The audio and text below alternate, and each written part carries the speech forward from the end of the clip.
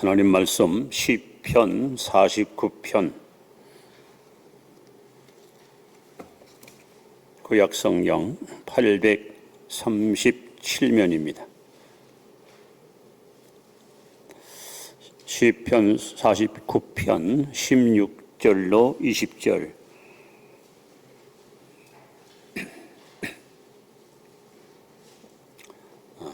교독합니다. 교독 제가 16절 먼저 읽습니다. 사람이 치부하여 그의 치부의 영광이 더할 때에 너는 두려워하지 말지어다.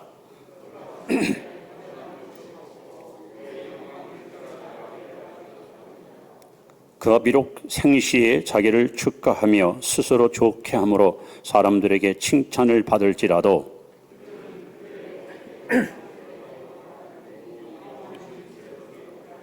같이 봅니다. 존귀하나 깨닫지 못하는 사람은 멸망하는 짐승 같도다. 옆에 분에게 주의 이름으로 사랑하고 축복합니다. 2월 한 달도 믿음으로 승리하시 바랍니다.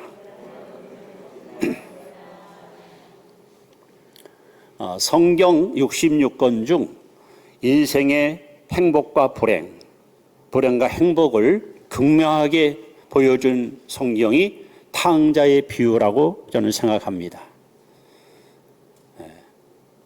두 아들을 둔 큰 농장 경영하는 아버지, 둘째 놈이 나이가 들어 성인이니까 느닷없이 아버지를 찾아와서 아버지, 내게 돌아올 분깃을 주세요. 나도 이제 성인입니다.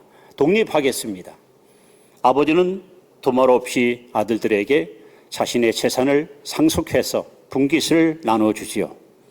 둘째 아들은 손에 돈을 움켜쥐자마자 기다렸던 듯이 먼 타국 땅으로 아버지의 간섭과 통제를 벗어나서 자유의 몸으로 이제 떠나게 되지요. 그리고 그는 아버지가 준 재물을 가지고 허랑방탕하며 탕진하며 소중한 젊음의 시절을 헛되이 보내게 됩니다. 자, 문제는 생산은 없고 소비만 있어요. 버는 건 없고 쓰기만 하니까 갖고 있는 재물이 남을 수가 없겠지요. 이제 돈이 떨어졌습니다. 그야말로 궁핍한 처지에 도달하게 됩니다. 설상가상 그 땅에 크게 흉년이 들었습니다. 배가 고픕니다. 견딜 수 없습니다. 겨우겨우 찾아서 얻은 직업이 돼지를 치우는 비천한 직업군으로 전락하게 됩니다. 그리고 이 돼지가 먹는 소위 사료, 주염 열매, 이거라도 먹고 배를 채우려고 하지만 주는 자가 없다. 주는 자가 없어요. 자, 인생 끝자락, 인생 막장에 도달하자마자 이 둘째 아들이 깨달은 것이 있습니다. 아, 나는 여기서 굶어 죽는구나. 나는 여기서 두려워 죽는구나. 내 아버지 집에는 풍성한 것이 얼마나 많은고. 그래서 누가복음 15장 17절에 보시면 이에 스스로 돌이켜 있습니다. 정확한 뜻은 자기 자신에게 돌아왔다. 그 세번역 성경에는 제정신이 들었다. 탕자는 최후의 막장 끝자락에서 깨달은 것이 있습니다. 내가 불행하게 되긴 그 근본적 원인이 무엇이고 그 과정이 어떻게 진행됐고 현재 내가 왜 불행한 위치에 와 있는가. 즉 내가 어디서 와서 왜 살고 있고 앞으로 난 어디로 갈 것인가. 이것을 깨달은 탕자는 귀향을 결심하게 되죠. 그래서 아버지 품으로 돌아와 아버지가 버려놓으신 잔치석상에서 주인공으로 살찐 송아지를 먹으며 행복을 노래하는 해피엔딩으로 탕자 비유에게는 막을 내리게 됩니다. 여러분, 무엇을 하든지 일을 하더라도 시작이 있고 진행이 있고 마침이 있습니다. 인생도 마찬가지입니다. 출생이 있고 성장이 있고 그리고 우리의 종말이 있습니다. 오늘 시편 기자는 20절 말씀에 이렇게 언급합니다. 존귀하나 사람이 비록 존귀한 존재이나 깨닫지 못하는 사람은 자신이 이 땅에 왜 왔는지, 인생을 어찌 살아야 될지 깨닫지 못하는 사람은 멸망하는 짐승 같도다. 우리가 흔히 흉악한 범죄자들을 대해서 이 짐승 못한 사람, 짐승 못하다. 여러분, 성경은요, 사람을 죽이고 방어를 하고 강간을 하고 이런 악독한 사람만 짐승 같은 것이 아니라 하나님의 뜻을 깨닫지 못하고 내 삶의 목표를 알지 못하는 사람을 가리켜 짐승과 같다고 그렇게 하나님은 지적하고 있습니다. 그래서 탕자가 그 인생 끝자락에서 내가 도대체 여기 왜 왔고 내가 왜 여기 있고 내가 갈 곳이 어딘가 자신의 삶의 정확한 목적을 깨닫고 귀향한 것처럼 오늘 저는 여러분과 함께 가장 중요한 나의 존재의 의미를 여러분 앞에 말씀을 통해서 은혜를 나누려고 합니다. 자, 첫째 우리는 나는 어디서 왔는가 하는 겁니다. 나는 어디서 왔을까요? 자, 창세기 2장 7절에 보시면 여호와 하나님이 땅의 흙으로 사람을 지으시고 생기를 그 코에 불어넣으시니 사람이 생명이 되니라.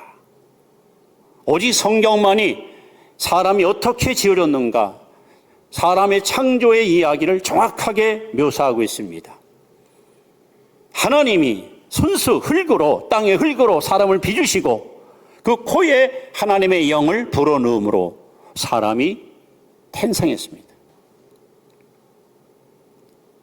인간의 시작에 대해서 세상에는 두 가지 학설이 항상 상존하고 있습니다. 하나는 창조론이고 하나는 진화론입니다.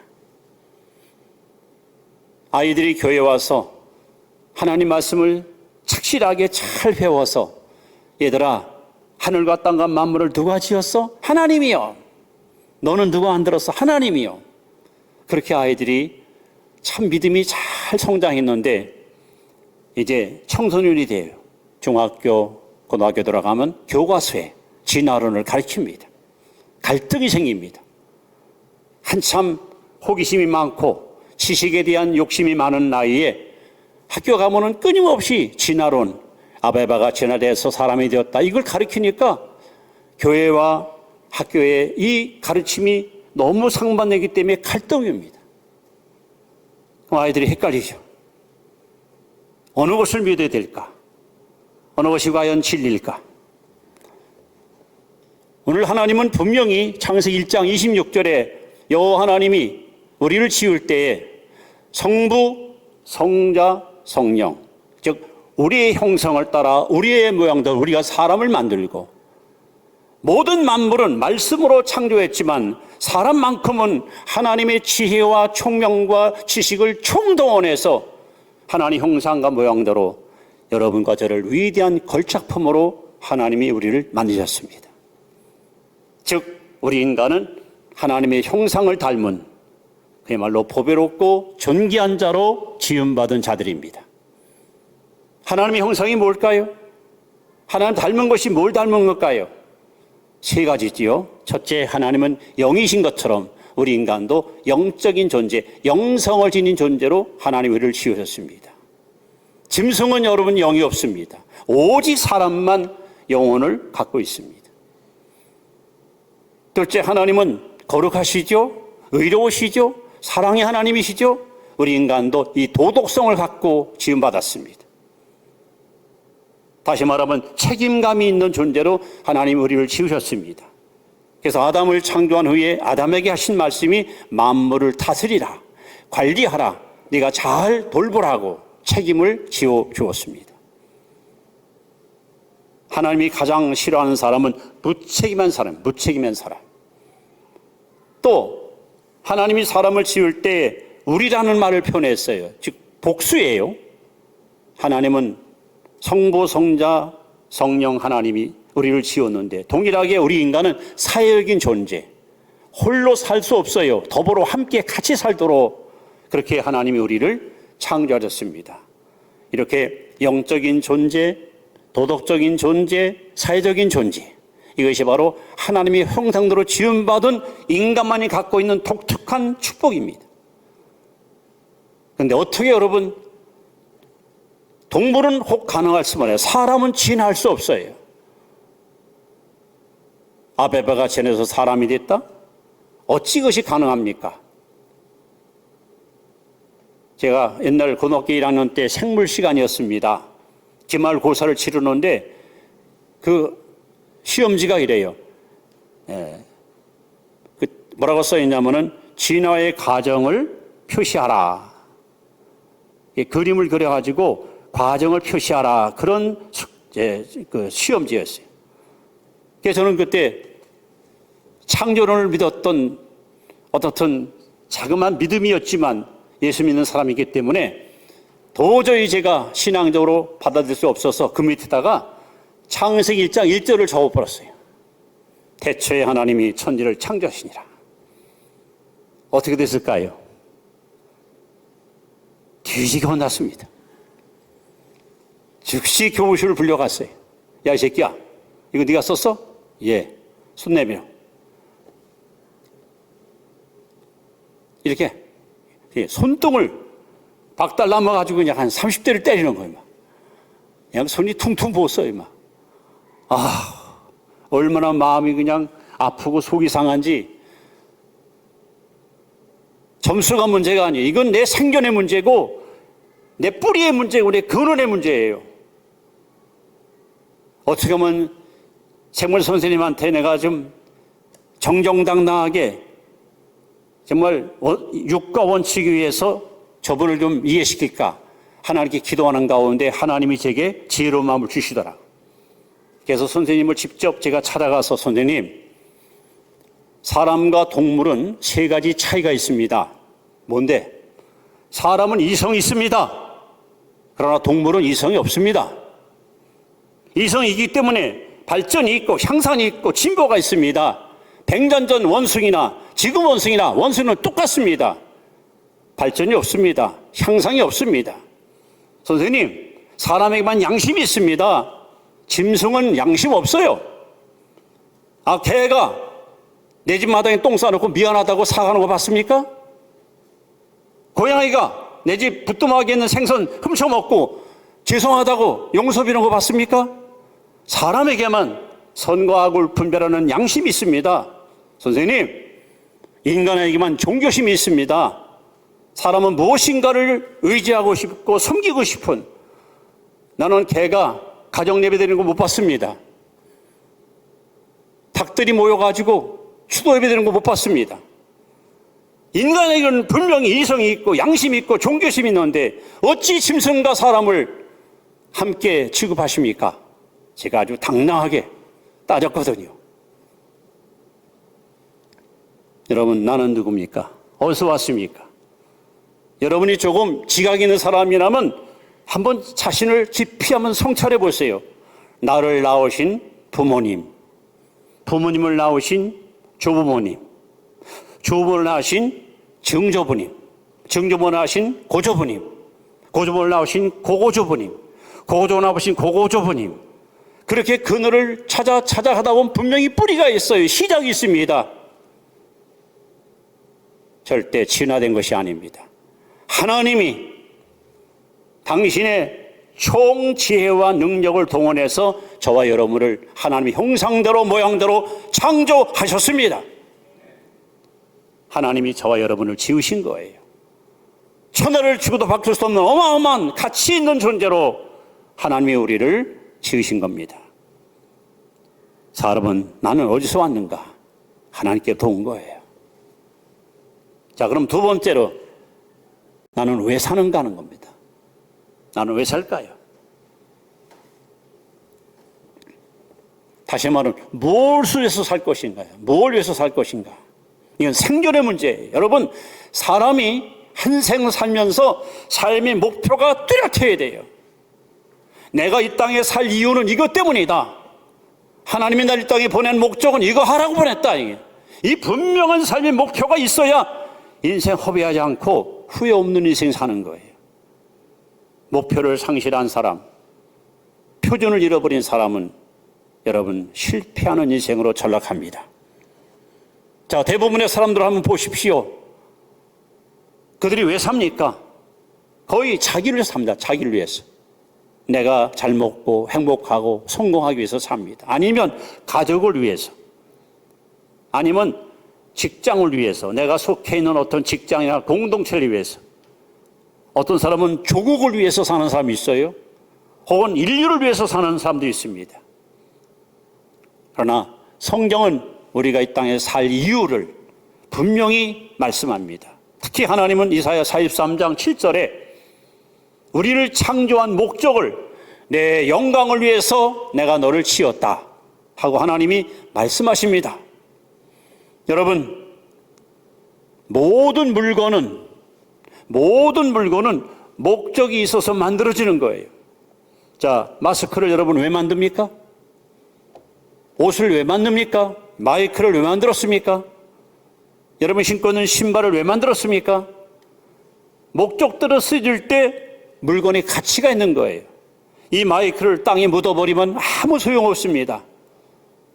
여러분 입고 있는 옷을 여러분 입지 않고 산에 갖다 내버리면 아무 소용이 없습니다.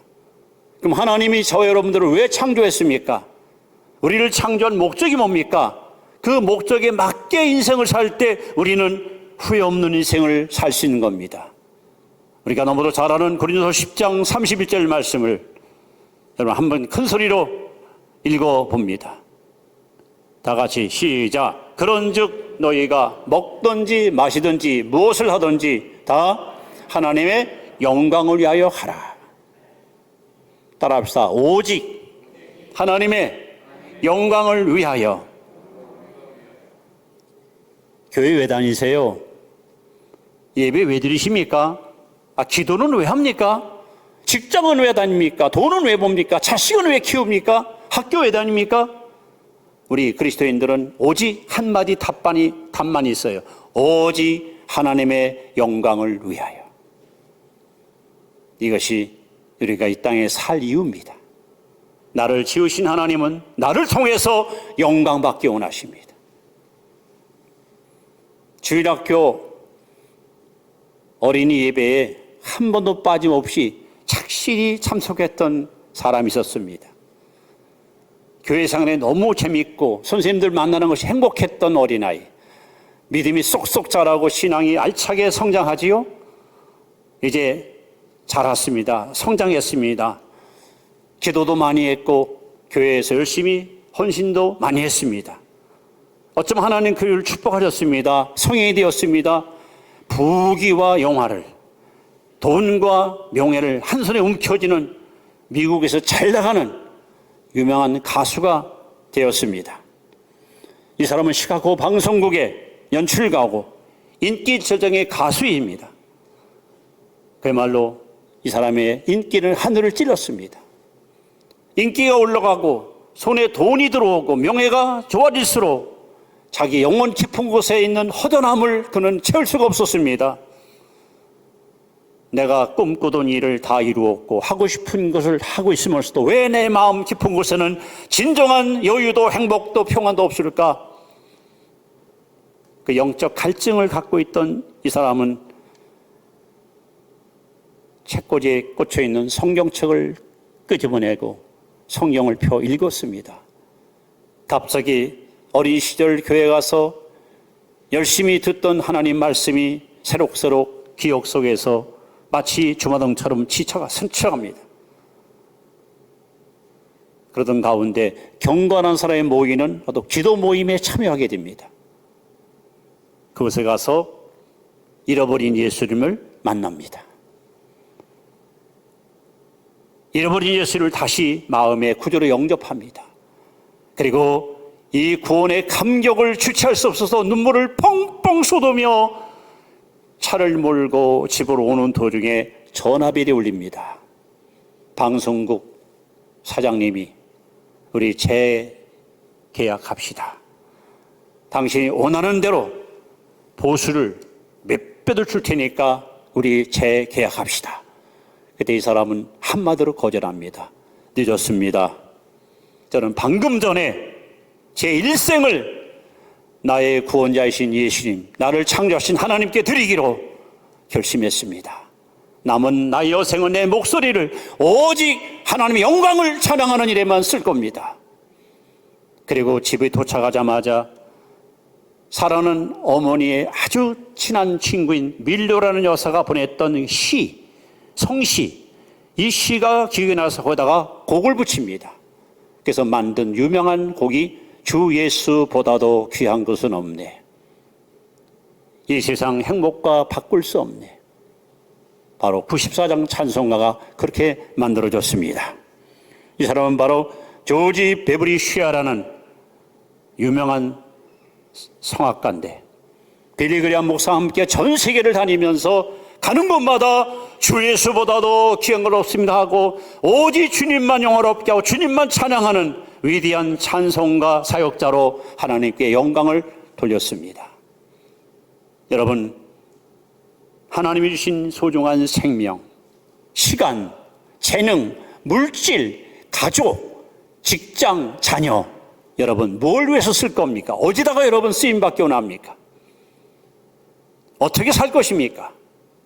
하나님의 영광을 위해서 여러분 아낌없이 드리시고 헌신하십시오.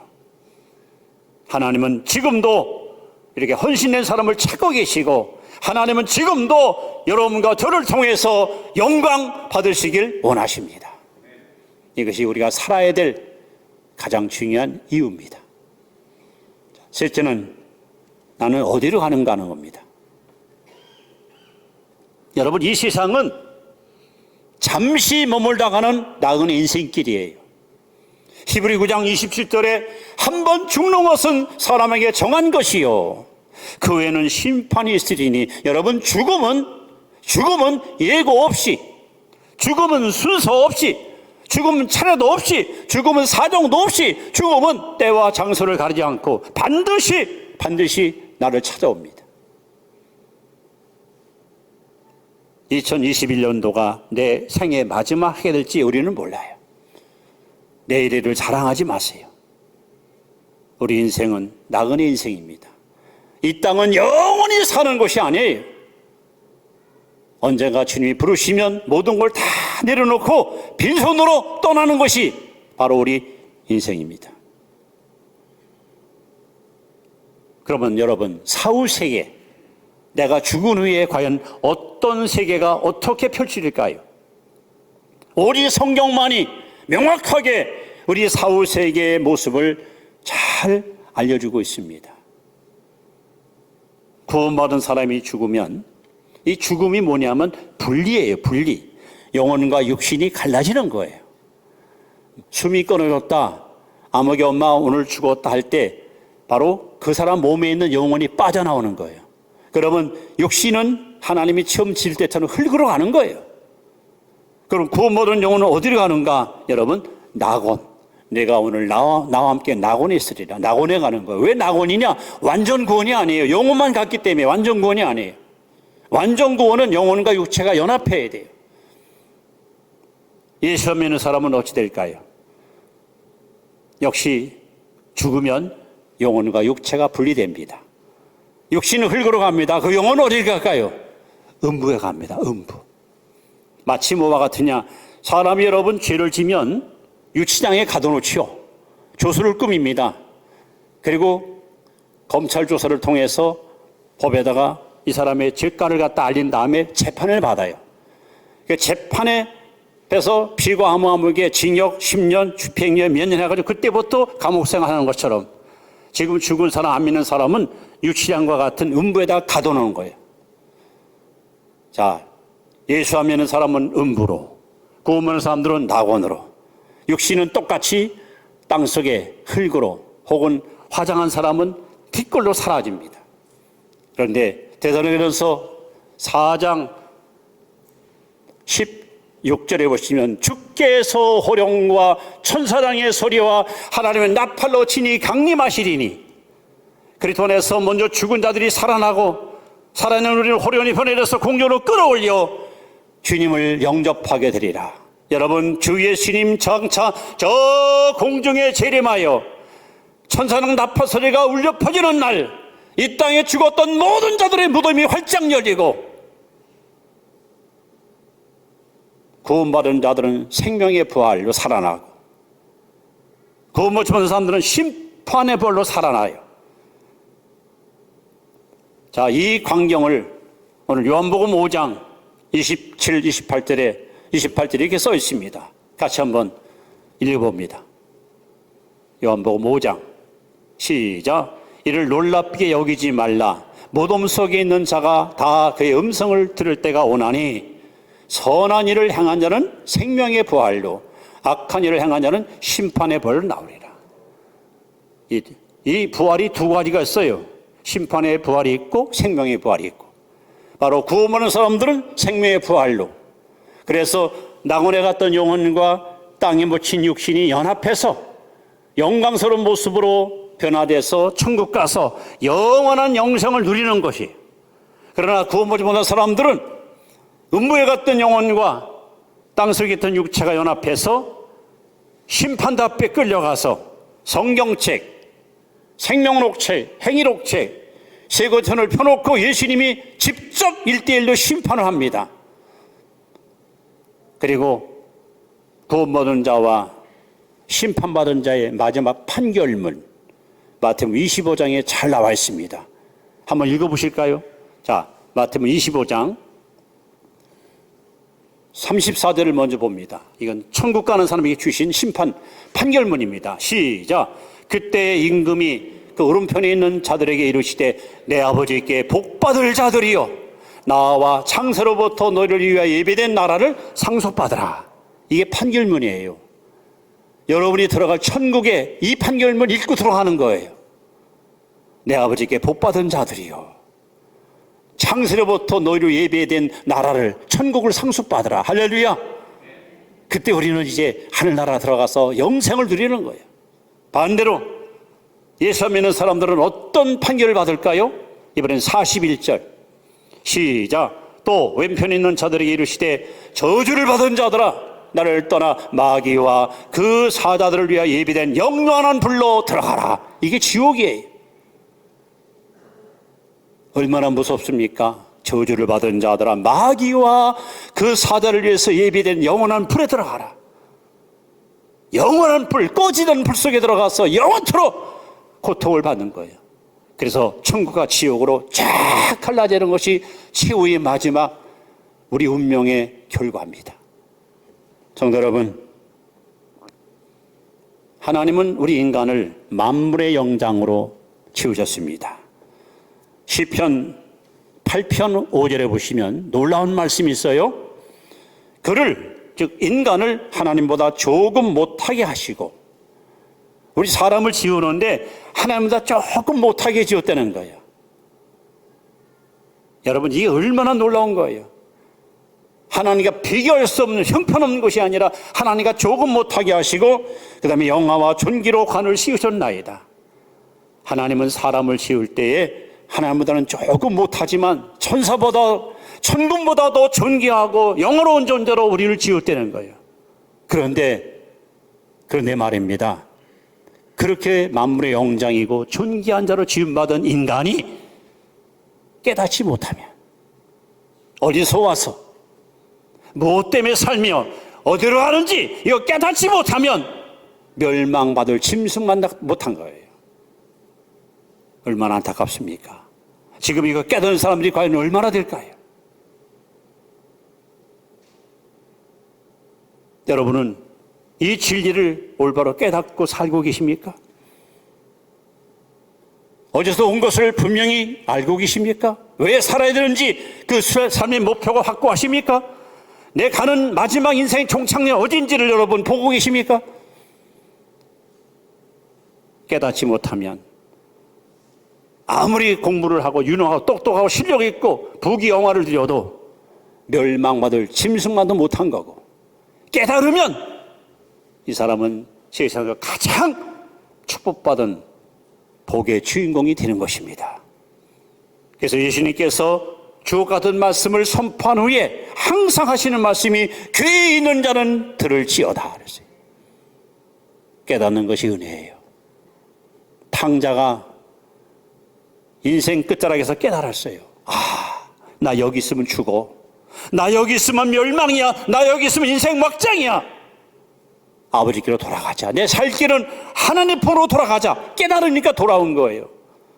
오니까 여러분 금가라지 껴주고 새신 신고 새옷 입히고 잔치 벌리고, 하나님은 저와 여러분을 위해서 이렇게 영광스러운 천국을 예비해 놓으시고 내게 오라고 부르는데, 사람들이 이걸 깨닫지 못하니까 멸망으로 지금 치닫고 있는 거예요. 그 많은 무리 가운데 하나님의 특별한 은혜를 입고 택함을 입고 이 자리로 나와 예배드리는 여러분들은 얼마나 복 있는 사람들입니까? 이 은혜신 하나님 앞에 감사하십시오. 그리고 앞으로도 변함없이 어디서 와서 왜 살고 어디 가는지 매일같이 여러분 자신을 소위 돌아보시면서 후회 없는 남은 여생의 인생길을 주님과 함께 동행하며 멋지게 승리의 길을 걸어가기를 주의 이름으로 축원합니다. 기도드립니다.